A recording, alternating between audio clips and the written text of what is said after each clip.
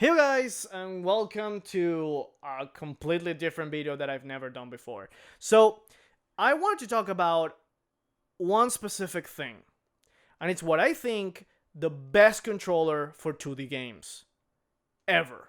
Now, this also applies to emulation, it applies to everything, and is the 8bitDo or 8bitDo SN30 Pro. Okay, small parenthesis here. I was editing the video and I kind of forgot to tell you something. I was aware of the SN30 Pro Plus. I'm going to put it on screen right now. You're going to see it. It's the same thing. It has the same features. I think the only difference is a little bit on battery life, and it has like the thighs, like like this control grip that has like these little legs that actually makes it more ergonomic. But I still think that this controller is better, and you're going to see why specifically. So, back to the video.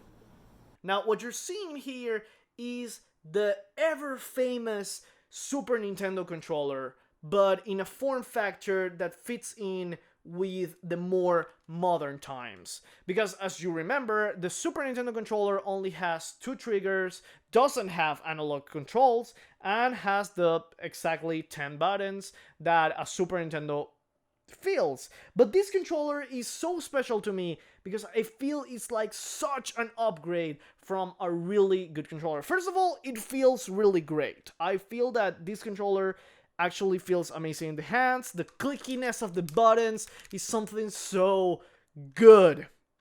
It feels so great, and I've seen a lot of people talking about it, so I wanted to give you my rundown on what I like about this controller. Of course, you're not going to see my face in the video only. You're going to see a little bit of footage of me using it and seeing with which games I actually tried it. So I also have another controller. I have the Nintendo Pro controller, but this controller actually has satisfied my needs in more than one game, and not only on the Nintendo Switch, because did I mention this controller works on the Switch?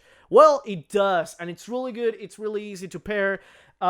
It's still changing from your computer to your Switch can actually be a little bit annoying, but right behind here in this little label, you're able to see the combination of buttons you actually have to use to turn it to your computer or turn it to your Switch. So there's really not an excuse to actually have it. Your other way is that you consult the manual that actually has step-by-step instructions on how to change from one controller to another.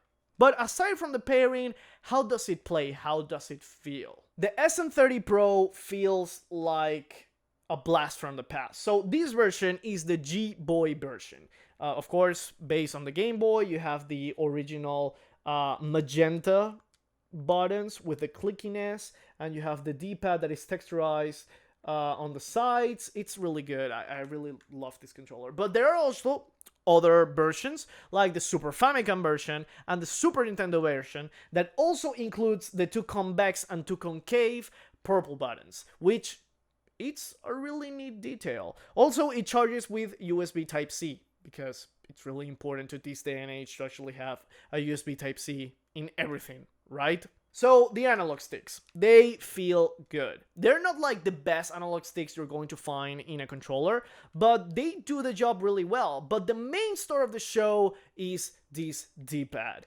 The fully pivoted, patented by Nintendo D-pad that is so important that everyone is looking for is right here.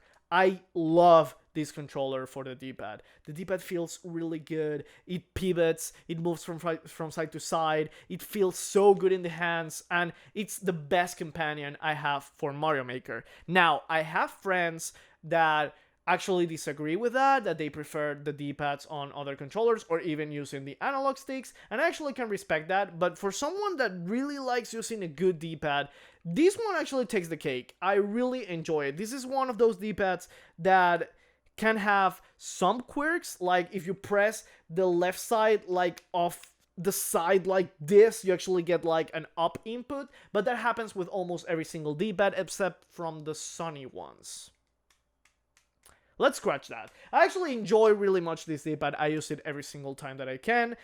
For games like Fire Emblem or Oninaki, I really like how they do it. But the best game that I actually had for this controller wasn't Hollow Knight, wasn't Shovel Knight. It was actually Bloodstained Ritual of the Night, because that game, you can use the D-pad, but also you have to use the control stick for certain attacks, for certain special moves, the magic attacks specifically.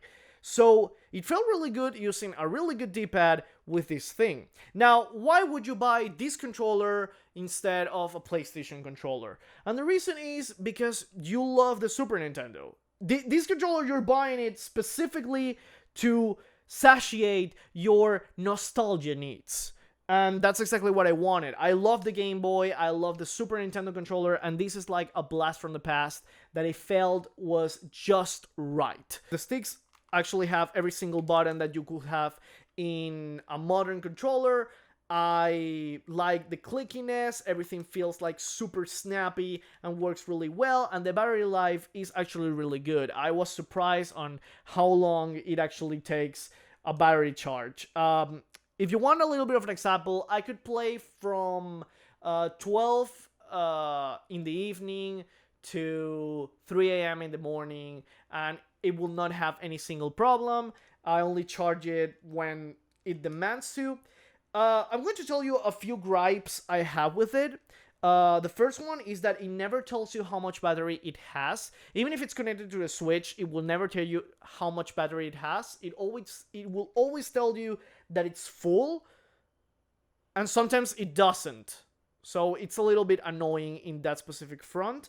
On the other hand, this is going to be something more annoying to everyone else. Now, if you buy this controller because you want to play Mario Kart, or for whatever reason you want to play Smash, you're going to be really disappointed, because if you have somebody else in the room playing Mario Kart with you on wireless, you're going to have a small amount of input lag. Now, is it noticeable? Yes, it is. Does it make the game unplayable? It can. Like, you are not going to be able to play with someone Mario Maker with this controller and the Pro controller. It's going to be nearly impossible. I tried playing with one of my friends Mario Brothers 3 on co-op in the Switch Online store, and it was terrible. And this is something that only happens in the Switch. I don't know if it's a firmware thing that can actually be changed or stuff. I really don't know. Also, this controller didn't work really well on Splatoon 2, so I don't recommend you to buy it if you're doing it for Splatoon 2. Do it for games that have 2D. Like, for example, I think for New Super Mario Bros. U Deluxe Double Topping with Cream, it's a really good thing. I think it's going to be really good. For games like Shovel Knight, Hollow Knight, Shantae Havian Hero, I think this controller is actually a really good bang for your buck. Now, this controller is $50. It's a little bit of a premium, so it has a little bit of a niche market. But I think it's a really good buy if you are an enthusiast for Nintendo controllers, Nintendo memorabilia. But one of the things that I like the most about this controller is it's so easy to pair to your computer, and it's really good for emulating. I have emulated tons of things with it. Game Boy games, Game Boy Advance games, Super Nintendo games, and it feels like the real thing. It's like a modern retake of a classic, and that's exactly what I like the most about this controller. If you're looking for a unique controller that will really give you praises from your friends, and they're going to say, wow, this controller looks really good, this is the one for you. Well, that's my kind of video. This is all that I'm going to do, and I really hope you enjoy it. Thank you all you guys for watching. Have a fantastic night, and please take care.